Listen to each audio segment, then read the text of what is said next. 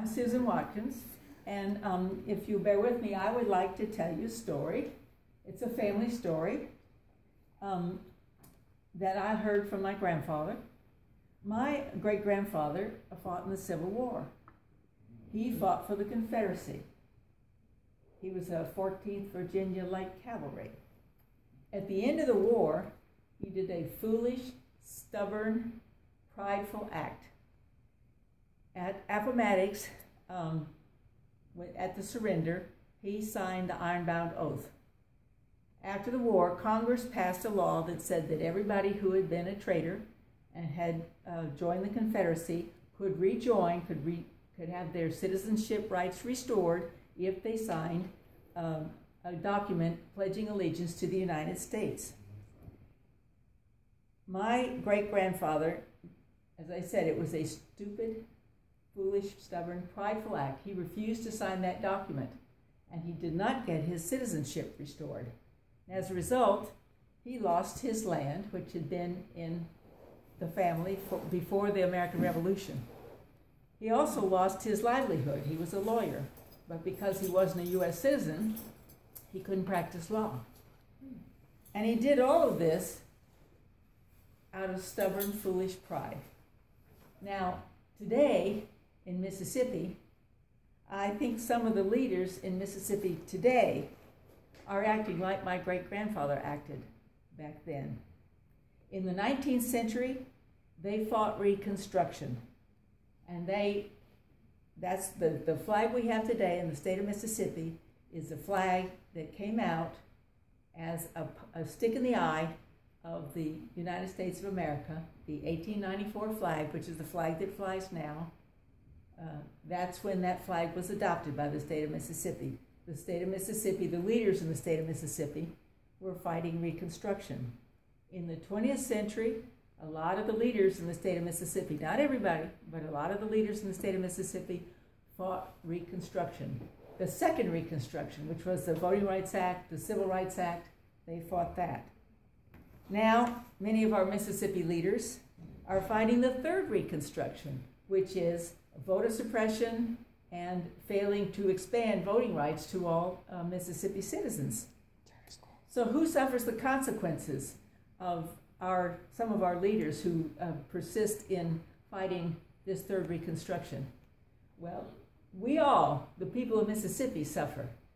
What's happening is through the charter school program, schools are being resegregated. People are being disenfranchised from voting. I learned from a young man that a major corporation chose another state to come to build a big factory, a high-tech factory that would have hired a lot of high-tech people. Why did they do it? Well, because the flag. Robert Gray ran for governor of Mississippi, and he said, you know, if you see 50 bottles of soda on the wall, and one of them has a skull and crossbones on it, you're not going to pick that bottle to buy.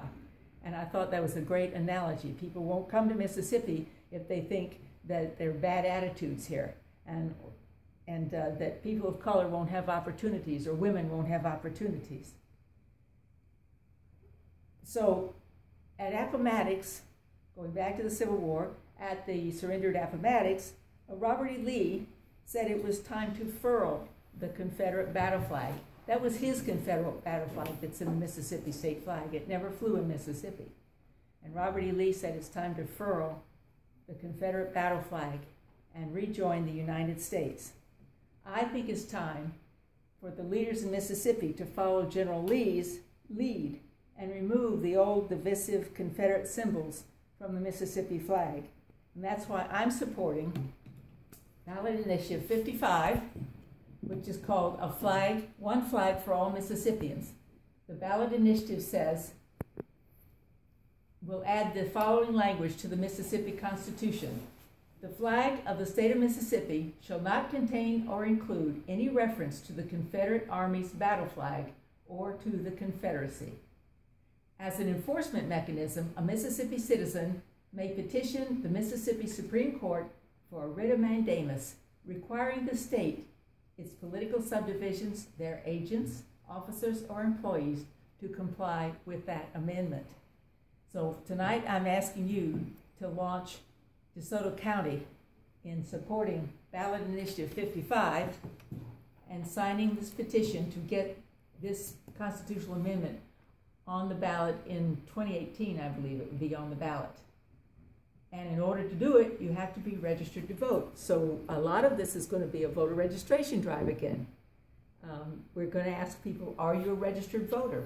If they're not, we're going to say, would you like to register to vote?